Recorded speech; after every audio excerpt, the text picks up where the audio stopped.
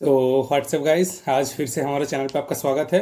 तो आज मैं आपको दिखाऊंगा कि फेडोरा ओएस को विंडोज़ के साथ डुअल बूट में कैसे इंस्टॉल करते हैं। डुअल बूट बोले तो विंडोज़ भी रहेगा और उसके साथ साथ फेडोरा ओएस भी रहेगा। ओके, इसी तरह से आप चाहो तो आप अपने कंप्यूटर में विंडोज़, फेडोरा ओएस, काली लिनक्स, उबंटू, गरुदा ओएक्स, जो भी आपको चाहिए आप dual boot, triple boot, quad boot, जितना भी चाहे मल्टी बूट फंक्शन पर आप रख सकते हो। आपका हार्ड डिस्क का स्टोरेज भी होना चाहिए। तो मैं इस वीडियो पर सिर्फ फेडोरा ओएस का कैसे इंस्टॉल करना है वो मसाला बताऊंगा। अगर आपको काली लिनक्स भी इंस्टॉल करना है, उबंटू भी इंस्टॉल करना है डुअल बूट में, तो मैं आप कमेंट करना, मैं आपको बता दूंगा। ओके, पर आप खुद से ट्राई मत करना। मतलब आपको पता है तो ट्राई करो, पर अगर आपको नहीं पता है तो ट्राई मत करना, क्योंकि थोड़ा इधर उधर हो जाए तो आपका पूरा विंडोज ही उड़ जाएगा। ओके, तो आप जो पैसे देकर ओरिजिनल विंडोज का मजा ले रहे थे वो मजा आप ले नहीं पाओगे। तो चलिए शुरू करते हैं। तो हम इस वीडियो को 4 से 5 पार्ट में डिवाइड कर रहे हैं। पहले पार्ट में फेडोरा ओएस का ऑपरेटिंग सिस्टम हम इंस्टॉल करेंगे, ओके, जो आईएसओ फाइल। उसके बाद दूसरे पार्ट में हमारा जो पेन ड्राइव है, पेन ड्राइव को बूटेबल बनाएंगे। हम अपने पेन ड्राइव को मल्टी बूटेबल बनाएंगे ताकि आप बहुत सारे ऑपरेटिंग सिस्टम का फाइल एक ही पेन ड्राइव में स्टोर कर सकते हो। ओके, सबसे आसान तरीका मैं बताऊंगा। पार्ट 3 में मैं बताऊंगा कि कंप्यूटर का बायोस सेटिंग कैसे आप कॉन्फ़िगर करेंगे, क्योंकि अगर सिक्योर बूट या यूईएफआई लेगेसी इस सब का बहुत लफड़ा है, वो मैं बहुत बारीकी से डिटेल में बताऊंगा। ओके, अगर उन सब में कुछ गड़बड़ रह जाएगा, ओके, तो आपका विंडोज कभी स्टार्ट ही नहीं होगा। ओके, वो बूट लूप में ही घुमात रह जाएगा। ओके, तो बहुत ही खतरनाक सी चीज़ है। तो मैं आपको एकदम क्लियर वे पर बताऊंगा। और चौथे पार्ट में हम फेडोरा ओएस को इंस्टॉल करेंगे। ओके, और पांचवा कोई पार्ट ही नहीं है। पांचवा पार्ट ये है कि आप वीडियो को सब्सक्राइब कर दो। ओ सॉरी, वीडियो को कैसे सब्सक्राइब कर दो, चैनल को सब्सक्राइब कर दो। ओके, तो हम पहले क्या कहा था, पहले पार्ट में हम आईएसओ फाइल इंस्टॉल करेंगे। तो हम फेडोरा ओएस का वेबसाइट पर जाएंगे। तो आप कोई भी एक ब्राउजर ओपन कर लो, आप इस वेबसाइट पर चले जाओ। ओके, यहाँ पर मैं ओरिजिनल, आप देखकर क्लिक करना कि ओरिजिनल वेबसाइट पर घुस रहे हो या गूगल का कोई ऐड या कोई। तो हम यहाँ पर फेडोरा वर्क स्टेशन को डाउनलोड कर रहे हैं। यहाँ पर 32 बिट और 64 बिट का कोई लफड़ा नहीं है। एक ही आईएसओ फाइल में दोनों का ही मर्ज करके दिया है। अब 32 बिट और 64 बिट क्या है ये भी तुम्हें नहीं पता, तो मैं शॉर्ट में बता देता हूँ। मैक्सिमम 4 GB तक रैम लगा सकते हो। में 4 GB का तो रैम आता ही नहीं, मिनिमम 8 GB का आता है। ओके, तो इसलिए ज़रूरत पड़ी 64 बिट ऑपरेटिंग सिस्टम को डेवलप करने के लिए। और ये जो मैं 64 बिट 32 बिट कह रहा हूँ ना, इसका मेन लफड़ा शुरू होता है प्रोसेसर से।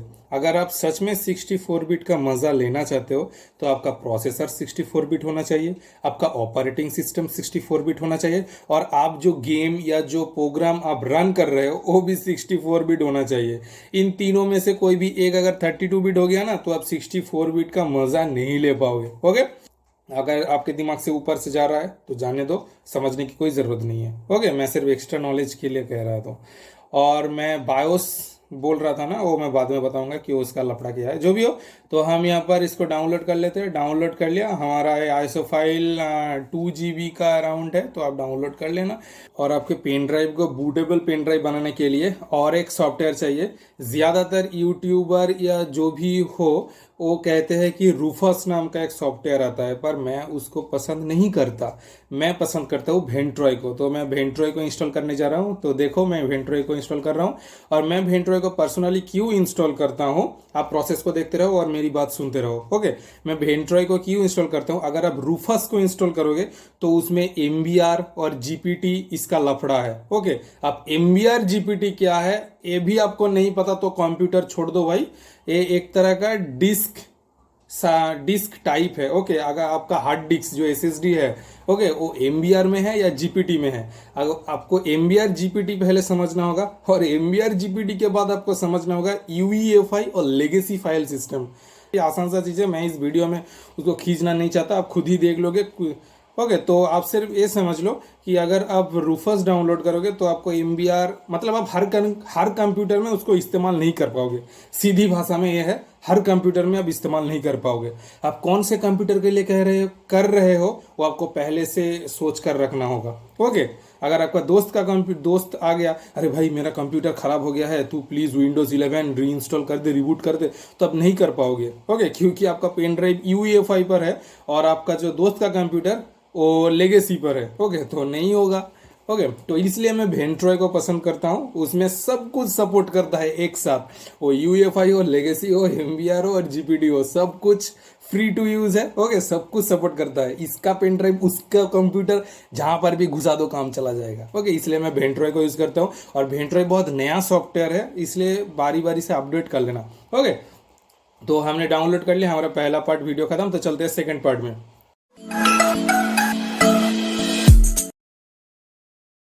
तो सेकंड पार्ट के लिए क्या कहा था, हम अपने पेन ड्राइव को बूटेबल पेन ड्राइव बनाएंगे। ओके, तो बूटेबल पेन ड्राइव बनाने के लिए आप आपके पेन ड्राइव को USB जैक पर गूंज दो। ओके, हिंदी में क्या कहते हैं जो भी हो, घुसा दो। हाँ, घुसा दो, याद आ गया। ओके, घुसा दो और घुसाने के बाद आपको इस वेंट्रोय को राइट क्लिक करके रन एज एडमिनिस्ट्रेटर करना होगा। ओके, इसका एडमिनिस्ट्रेटर परमिशन ऑब्वियसली देना होगा। यस दबाने के बाद आपको अपना पेन ड्राइव सिलेक्ट करना होगा। देख कर सिलेक्ट करो कौन सा पेन ड्राइव है, और कोई पेन ड्राइव घुसा है तो फॉर्मेट हो जाएगा। ओके, फॉर्मेट का मतलब पता है ना, सभी को पता होता है, डिलीट हो जाता है। तो यहाँ पर आप इसको फॉर्मेट कर दो। यहाँ पर ओके करने के बाद पूछेगा कि यहाँ पर जितना भी डेटा है वो फॉर्मेट हो रहा है। ओके, तो आप क्या इसको सच में फॉर्मेट करना चाहते हो, तो तुम कहना कि हाँ भाई हाँ मैं फॉर्मेट ही करना चाहता हूँ। ओके, तो फॉर्मेट करना, उसके बाद फिर से यस कर देना वो दोबारा। और अब ये जो ISO फाइल तुमने डाउनलोड किया है फेडोरा का, या तुमने काली लिनक्स, विंडोज 10, 11, 8.1, 7, उबंटू, जितना भी ISO फाइल तुम्हारे कंप्यूटर में है सबको कॉपी करके यहाँ पर पटक दो। ओके, पटक दो। और अगर आप रूफस को यूज करते तब यहाँ पर पटकने से नहीं होता, आपको सिलेक्ट करना पड़ता MBR या GPT, उसके बाद आपको ISO फाइल को क्लिक करना पड़ता, वो कॉपी होता, बहुत लफड़ा होता भाई। ओके, और एक पेन ड्राइव के लिए एक ही ISO फाइल, और यहाँ पर मैंने जो रास्ता बताया, एक पेन ड्राइव में हजारों ISO फाइल। ओके, तो मैं हमेशा स्मार्ट रास्ता बताता हूँ। ओके, क्योंकि हम स्मार्ट बॉय है, जो भी हो, मैं मजाक कर रहा था यार। ओके, तो तुमने ISO फाइल कॉपी कर ली, तो हमारा दोनों पार्ट हो गया। एक पार्ट हमने ISO फाइल और वो बूटेबल करने वाला जो टूल है उसको डाउनलोड किया। ओके, पहला पार्ट में। दूसरे पार्ट में हम अपने पेन ड्राइव को बूटेबल पेन ड्राइव बना दिया और सारे ISO फाइल को पेन ड्राइव में कॉपी कर दिया। और अब बचता है तीसरा पार्ट। ओके, तीसरा पार्ट क्या है, अब मैं बायोस सेटिंग को कॉन्फ़िगर करना है। ओके,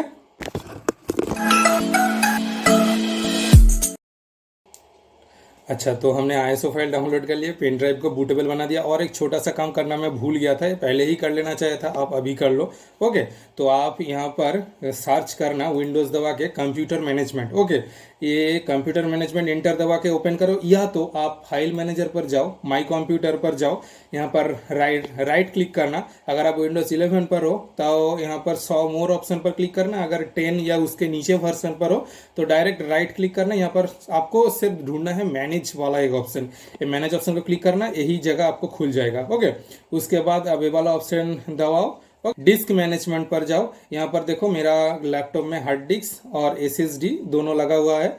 आप यहाँ पर हार्ड डिस्क को, ये देखो मेरा 4 पार्टीशन है, आप विंडोज प्लस E दबा के देख लो। यहाँ पर मेरा 1, 2, 3, 4 और पहला वाला SSD है जहाँ पर विंडोज रन हो रहा है। ओके, आपका कंप्यूटर ऐसा कुछ है, ये देखो C ड्राइव है और यहाँ पर 3 पार्टीशन है। ओके, मैं इस पार्टीशन मैंने मतलब 431 GB को मैं तोड़ रहा हूँ। ओके, इसको मैं श्रिंक वॉल्यूम करके यहाँ पर 150 लगा दे रहा हूँ। 1, 2, 3, 4, 5। ओके, मतलब 100 GB। यहाँ पर MB में मैं इनपुट दे रहा हूँ। ओके, आप 100 GB कैलकुलेशन कर लेना। इसको मैं श्रिंक कर रहा हूँ। श्रिंक करने से यहाँ पर देखो एक 97 GB का अनलोकेटेड हो गया है, और मैंने जो भी किया वो आखिरी वाला ड्राइव पर किया है। देखो ये आखिरी वाला जो ड्राइव है इसी पर मैंने पूरा एक मतलब जो किया अभी ये आप भी आखिरी वाले में ही करना। कब आखिरी वाले में करना, जब आपका फाइल सिस्टम GPT में हो। जीपीटी हो या ना हो कैसे देखोगे? यहाँ पर डिस्क पर राइट क्लिक करना, प्रॉपर्टाइज पर जाना, यहाँ पर वॉल्यूम पर जाना। ये देखो यहाँ पर मेरा फाइल सिस्टम जीपीटी दिखा रहा है। ओके, फाइल या पार्टीशन सिस्टम जो भी कहता हो यार, जीपीटी दिखा रहा है। ओके, अगर जीपीटी है, ध्यान से सुनो, ओके, कंफ्यूज मत हो। अगर जीपीटी है तो आप इस पार्टीशन से भी थोड़ा हिस्सा निकाल सकते हो, इस पार्टीशन पे ही थोड़ा हिस्सा निकाल सकते हो, और मैं अभी अभी जो किया इस पार्टीशन से थोड़ा हिस्सा निकाल लिया। ओके, जीपीटी पर अगर हो तो आप कोई भी पार्टीशन से थोड़ा हिस्सा निकाल सकते हो। पर अगर आपको यहाँ पर प्रॉपर्टाइज में वॉल्यूम पर एमबीआर दिखा रहा हो तो आप सिर्फ आखिरी वाले से, ये जो आखिरी वाला है इसी से पार्टीशन निकालना, जो मैंने अभी अभी किया। मेरा जीपीटी में है, मैं चाहता तो बीच से भी पार्टीशन थोड़ा निकल सकता था, पर मैं नहीं निकाला। ओके, मैं आखिरी वाले से ही निकाला ताकि सबको समझने में आसानी हो। जीपीटी हो या एमबीआर हो, आप लास्ट से ही निकाल लेना। ओके, और मैं एक सीक्रेट की बात बताऊं, आप अपने लोकल डिस्क को जीपीटी से एमबीआर में भी कन्वर्ट कर सकते हो और एमबीआर से जीपीटी में भी कन्वर्ट कर सकते हो। ये मैं एक्स्ट्रा नॉलेज बता रहा हूँ। ओके, और ये डायरेक्ट यहाँ से तो नहीं होगा, एक सॉफ्टवेयर आता है, अगर यहाँ पर मैं दिखा दूंगा शायद। ओके, तो आप इसको जीपीटी से एमबीआर, एमबीआर से जीपीटी, कोई भी इसको चेंज कर सकते हो। पर कभी भी सी ड्राइव को चेंज मत करना। अगर आप सी ड्राइव को कभी भी जीपीटी से एमबीआर या एमबीआर से जीपीटी करोगे तो आपका पूरा विंडोज सब सिस्टम क्रैश हो जाएगा और विंडोज स्टार्ट ही नहीं होगा। ओके, तो कभी भी ये गलती मत करना। और एक गलती लोग कर देते हैं, ये देखो प्रॉपर्टाइज पर अगर जाऊं, ये देखो फाइल सिस्टम एनटीएफएस, ऐसे एक्स्ट्रा नॉलेज दे रहा हूं, समझ लो, नहीं तो स्किप कर दो। ये देखो एनटीएफएस फाइल सिस्टम दिखा रहा है ना, आप इस एनटीएफएस को फॉर्मेट करके FAT32 या कोई भी फाइल सिस्टम बना सकते हो। ओके, कोई बात नहीं, पर सी ड्राइव को कभी भी ए मत करना।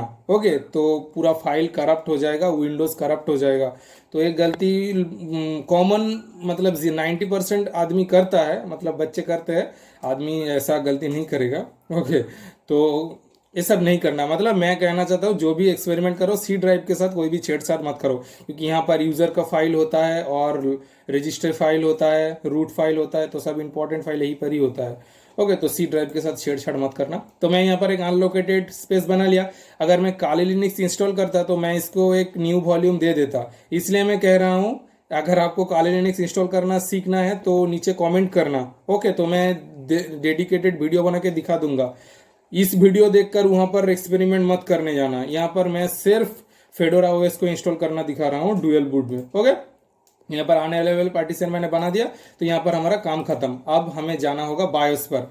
तो हमारे मशीन को रिस्टार्ट कर दो। रिस्टार्ट करने के बाद आप ढूंढो कि बूट की कौन सा है। मेरा बूट की F2 है, मेरा HP का लैपटॉप है। अगर आपका दूसरा कोई लैपटॉप है तो गूगल पे सर्च कर लो या नीचे कमेंट पे मुझे पूछो, मैं कमेंट बता दूंगा। ओके, यहाँ पर रिस्टार्ट, अगर मैं एक एक्स्ट्रा नॉलेज बता रहा हूँ, अगर आप कंप्यूटर को स्टार्ट करते हो ना, पहले आपका विंडोज ऑन नहीं होता, पहले बायोस ऑन होता है। बायोस कौन सी वाला है?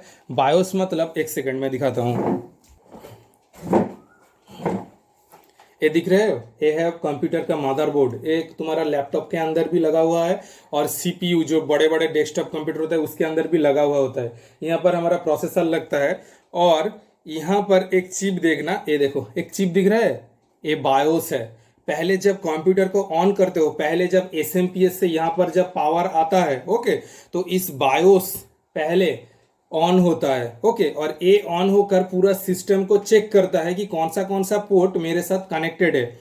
इसलिए अब चेक करना, जब आप बड़े कंप्यूटर में डेस्कटॉप में कीबोर्ड का यूज करोगे तब ये तीनों लाइट, नाम लॉक, स्क्रोल लॉक और कैप्स लॉक, ये तीनों बटन मतलब अचानक से जलकर बुझ जाता है। क्यों होता है? ये बायोस चेक करता है कि कीबोर्ड कनेक्टेड है।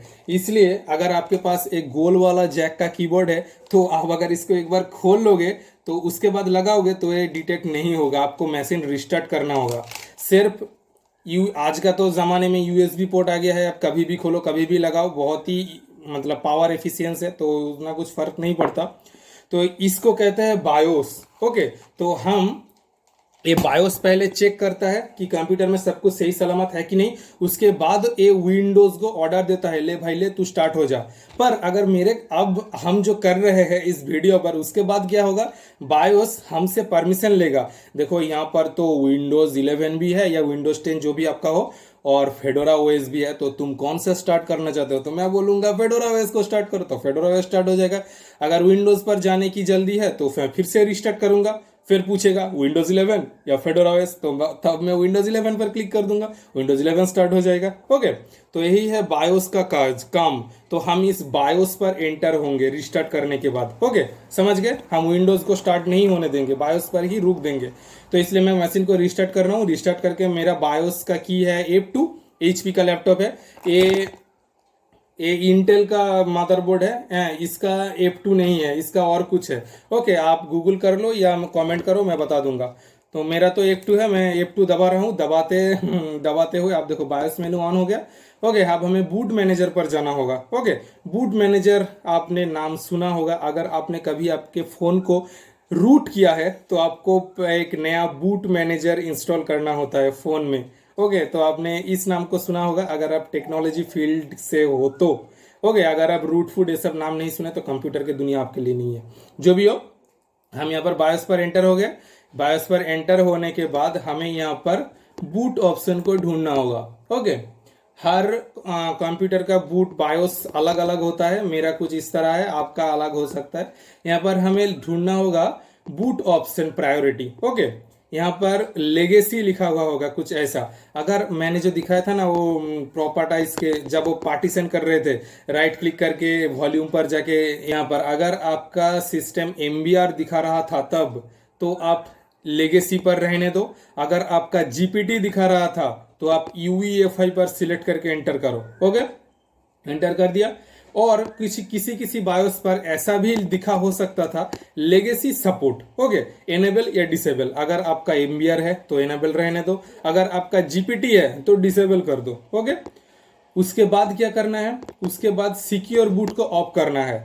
आपको इस बूट मेनू पर ही कहीं ना कहीं मिल जाएगा। आपका कंपनी कहाँ पर रखा है मुझे कैसे पता होगा। ओके, HP को कॉल करके बोलो। ओके, आपको ढूंढना होगा सिक्योर बूट, इसको हमें डिसेबल करना होगा, नहीं तो सिक्योरिटी के हिसाब से ये हमें पेन ड्राइव को बूट करने नहीं देगा।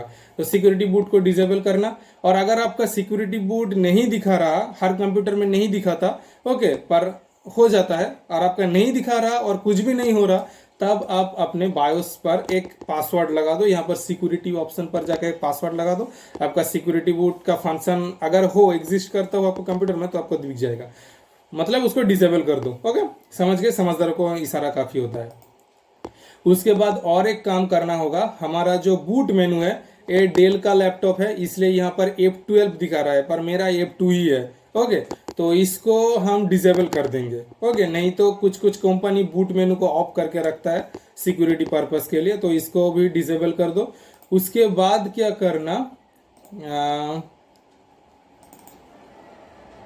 हाँ, उसके बाद और एक छोटा सा काम है, एक किसी किसी कंप्यूटर में होता है, किसी किसी कंप्यूटर में नहीं होता है। आपको ए बूट प्रायोरिटी पर जाना होगा। ओके, यहाँ पर एक कौन सा वाला है पहले थोड़ा समझा देता हूँ। जब आप कंप्यूटर के बूट मैनेजर को ओपन करते हो तब बायोस ये चेक करता है कि कहाँ पर ऑपरेटिंग सिस्टम है। तो ये पहले आपका CD-ROM को चेक करेगा, उसके बाद आपका हार्ड डिस्क या SSD को चेक करेगा, उसके बाद पेन ड्राइव को चेक करेगा।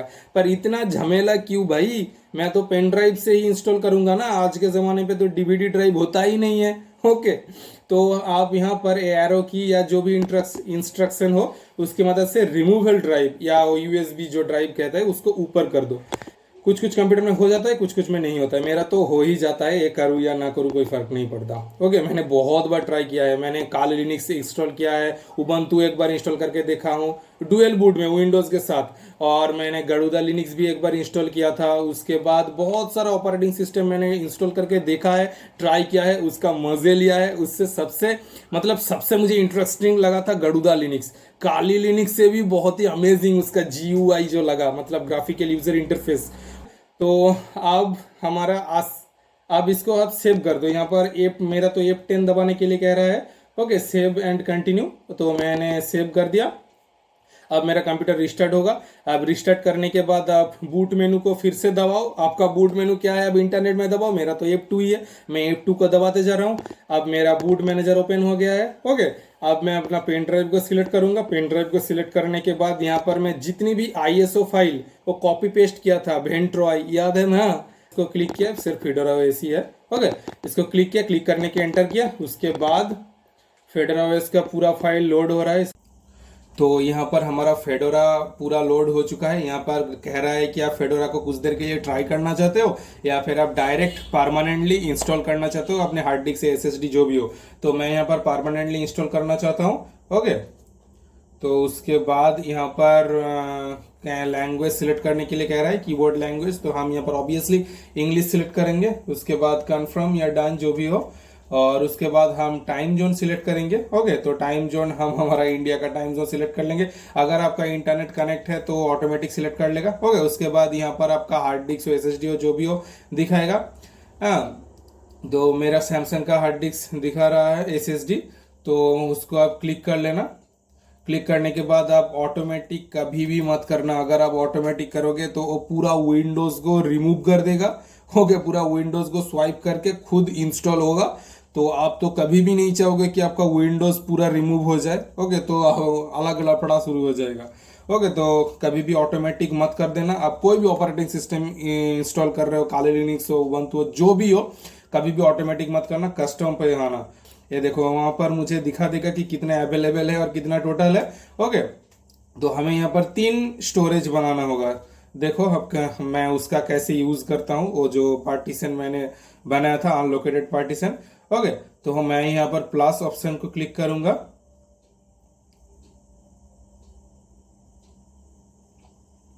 प्लस ऑप्शन को क्लिक करने के बाद मैं यहाँ पर ए वाला ऑप्शन को क्लिक करूंगा। Okay, boot EFI।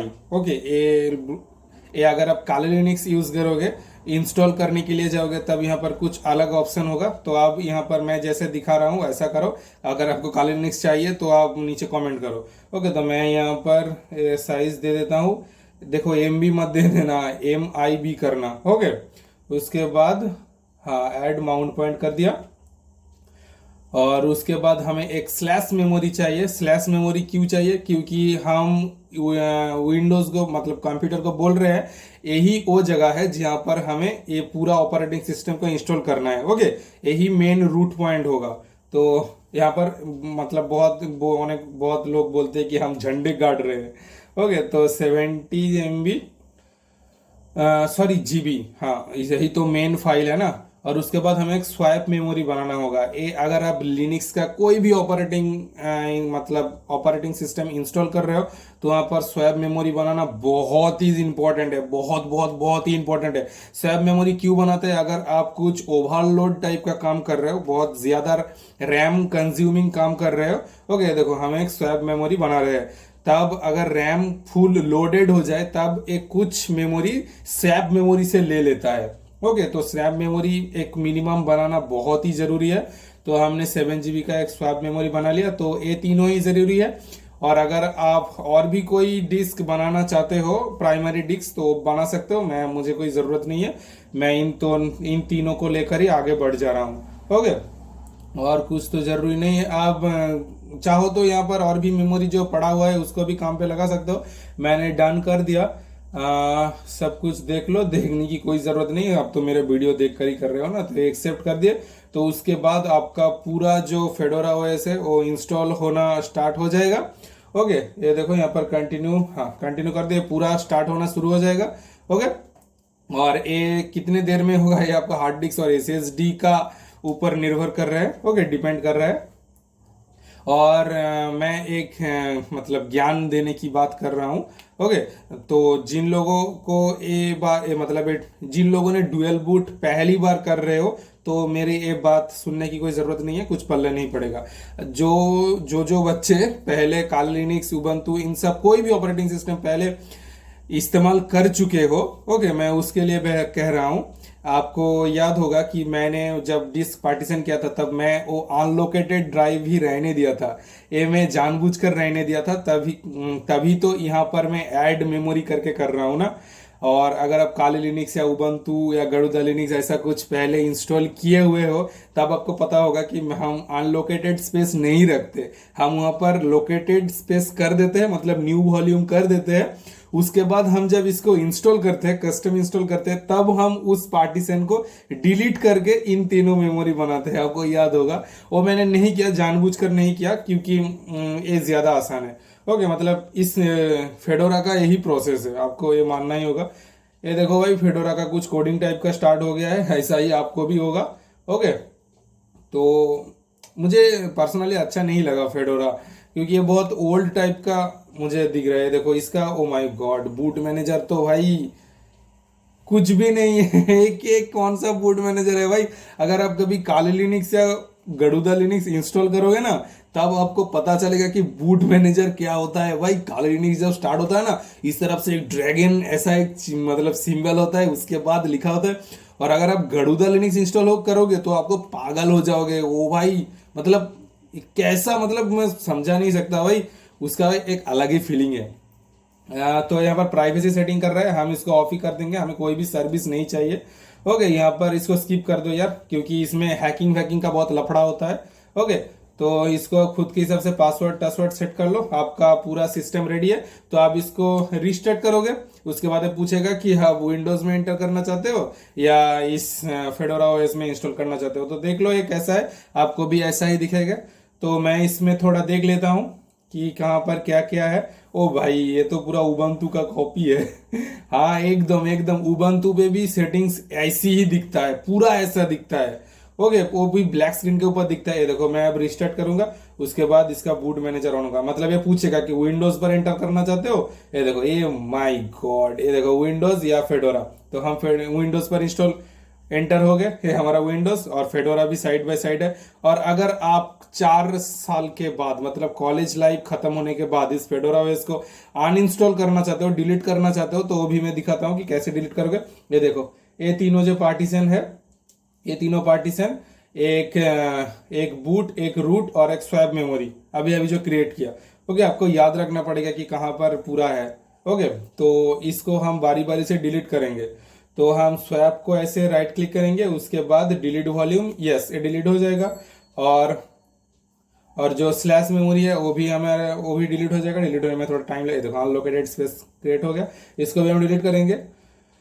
पर ये बूट वाला ये डिलीट नहीं होगा, इसके लिए एक छोटा सा कमांड देना होगा। ये आपको अभी जरूरत नहीं है, ये 4 साल के बाद आपको पड़ेगा जब आप इसको डिलीट करोगे। ये देखो, ये डिलीट डायरेक्ट नहीं होगा, इसके लिए आप छोटा सा कमांड प्रॉम्प्ट का एक कोड चाहिए। तो हम CMD ओपन कर लेते हैं।